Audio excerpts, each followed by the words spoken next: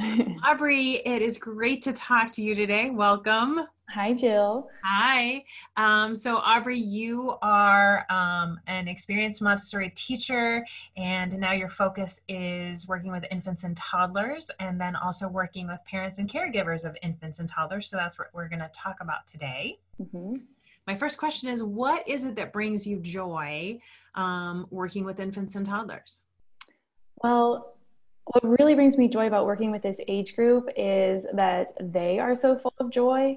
They have just like the most authentic and natural sense of enthusiasm and wonder, and they're so creative. And even before they're verbal, they're communicating and they're creating different ways to let you know what they need. And just by being, they are showing joy and love and enthusiasm for just like being here.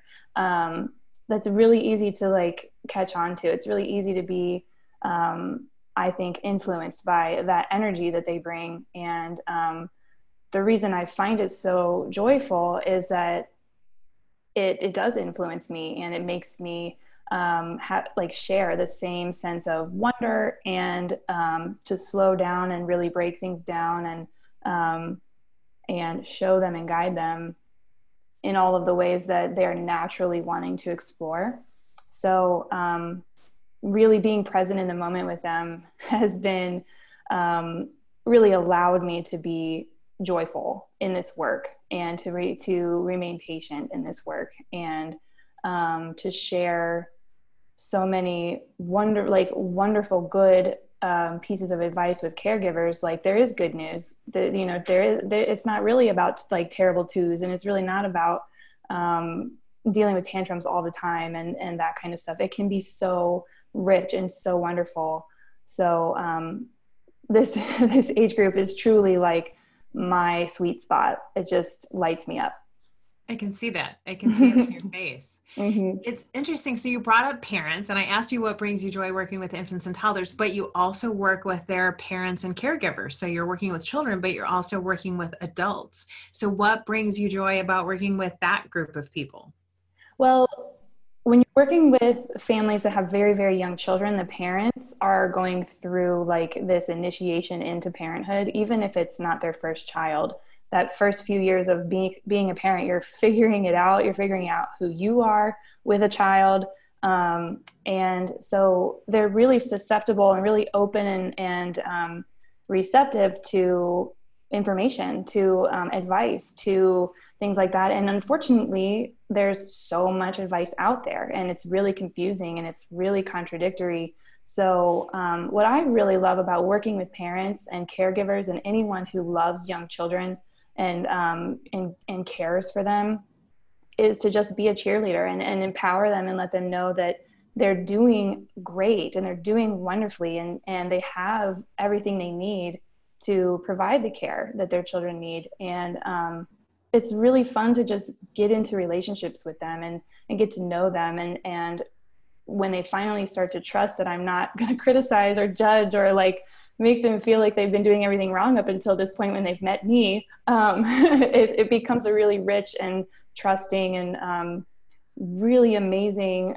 place where they can grow and learn and feel competent, and then ultimately connect with their children better.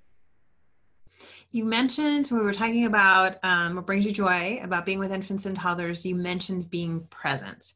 And I know that just for adults, being present, period, can be challenging. So where do you begin, or what advice do you have about being present with infants and toddlers, whether you're a teacher or whether you're a parent or a caregiver?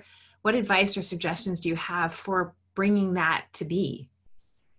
Being present. Well, I want to acknowledge that this idea it feels different for everybody. It kind of gives everybody a different like vibe. And there's a lot of information out there about mindfulness and being in the moment, and kind of relying on your breath to recenter yourself and that kind of thing. But when you're working with young children, um, something that I encourage parents and caregivers to keep in mind is that you do have to prepare. And in order to truly be present with your children that are this young, walking or crawling all the way up to like even kindergarten age, they need you to have done some thought ahead of time and some preparation of your home environment or yourself.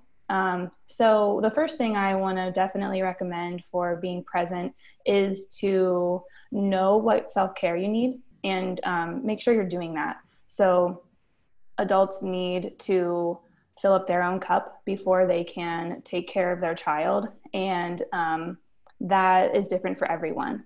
So for me, I need to move around. I need to listen to music, and I need to like get it out of my body, whether that's singing loudly or writing or whatever it may be. I need to move it around and then let it out. And so that looks different for me from day to day. But I know if you can just think about what will fill your cup, then you'll have that much more to offer when you're trying to be present in the moment with your children. So when you're thinking through your day, you're naturally going to start to like come up with some kind of routine for your day. And your children are going to really respond well to having a very consistent routine and just having the staples in place. You're going to wake up, you're going to eat at some point, you're going to play at some point, hopefully be outdoors at some point.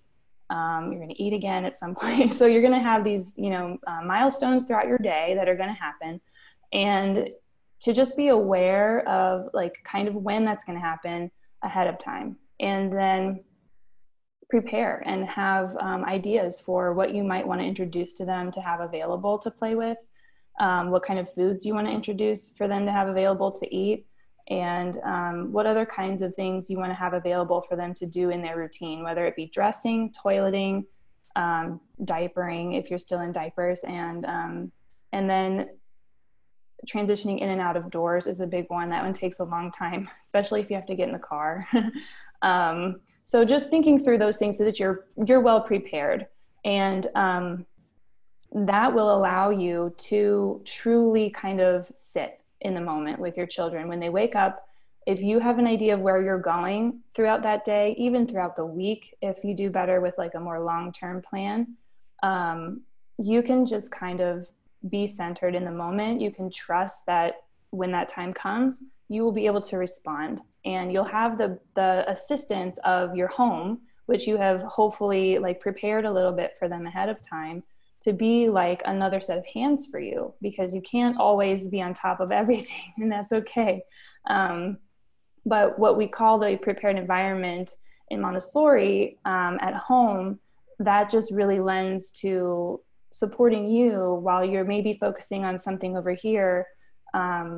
Your environment is providing support to another child who isn't needing your direct attention right now. So you can be really present with what comes up. You can respond and take care of needs as they arise. Aubrey, you mentioned going in and out of doors, which is not something that I would have thought about as planning for. It seems like it just happens. So tell me how planning for going in and out of doors happens. What's that about? Yes. Going in and out of doors is one of those transition times that any teacher would kind of know that you need to really allow proper lead-in time for that. And then when you come back in, to have a routine for what to do when we come back in. So it does need its proper amount of time. And a big reason for that is because our hope is that we're allowing our children to be as independent as possible in this getting out of doors, which means putting on a coat, putting on shoes, and using the toilet before you go out. So depending on where you are in your toileting journey, that would be a big time commitment in your going outside process. So just having everything you need right there at the door, somewhere to put shoes, somewhere to put coats, somewhere to sit while you're dressing. And then same thing when you come back in, somewhere to put your shoes, somewhere to put your coat, and just that it's consistent. Every time you go out, this is where we're going, this is where we do it. I offer you as much opportunity to do things for yourself as you are capable to do, and I allow you time to try on your own, and then I wait for you to ask for help. if you need it. And my expectation is that you can do it. And when we come back in, that you can put your things away before we rush to the kitchen to get snack, or we rush, over here to plop down and work, or have screen time, or whatever it may be. So yes, it does actually kind of call for some allotted, like, devoted time to it. And I think so, as I'm listening to you, some of the things that you're talking about with preparing and being present, some of them seem to sort of make sense or be easier to be present for, like mealtime and, preparing what you're going to feed your child and making sure you have that food on hand. But things like toileting or going in and out the door seems like something that I wouldn't naturally think about as being present. So how can you, during those kinds of routines, how can you bring the present? So yes, you can schedule the time and kind of think it through about all the steps and make sure to have enough time to do it. But how do you also be present during that and not let your mind wander while your child is doing whatever task is Yeah, next? that's a great question. I really love to focus on connection at these times, toileting, transitions, for dressing specifically, and then meals, bath time, bedtime are great times to talk to your children, to watch what they're doing, and have just like a streaming dialogue of what they're doing. Like, oh, you're pulling open your Velcro. Now you're gonna, like, pull your tongue out and get your shoe as wide as you can and put your toes in. You're really just literally streaming everything they're doing. And you'd be surprised at, like, how much back and forth dialogue that encourages, and how present it keeps you in the moment. So language is such a huge opportunity during these transition times. Children need to be spoken to directly, and their language really comes along with these back and forth interchanges with their caregivers, with the people that they love, the people who love them and are around them the most. And while vocabulary is one aspect of language development, this conversation with a loved one is also extremely important. So these times are where you can put in all of that lovely, rich language, which includes rich vocabulary, but it just really builds into your connection with your child. They know how present you are. They know that you are giving them your full attention, and you're not just trying to, like, look at your phone and rush through it, because them getting dressed is a perfect little time for you to, like, check your texts. But as much as you can, really, like, attend to every step that they are going through, and that can really help you stay present in the moment and just be grateful. Be grateful for this time with your little one while they're learning to put their shoes on and learning to use the potty, and so gratitude is also a huge help in being present in the moment, just like loving and cherishing this time you get to have with them. So the first thing you talked about was caring for yourself. So then you can be present for your child. Yes. So how do you suggest you balance those two? Because you could truly spend 100% of your time, except for when your child is sleeping, which is a fair amount if they're young, but you could spend all of their time when they're awake being present with them. But then that means that there's really no time for you to fill your own cup. So as you're trying to think about balancing those two, what suggestions do you have? I definitely think that this is a very difficult thing for moms in particular. I know dads struggle with it as well. But the best advice and the best suggestions I can give are just to know when you have reached a point where you definitely need to ask for some support.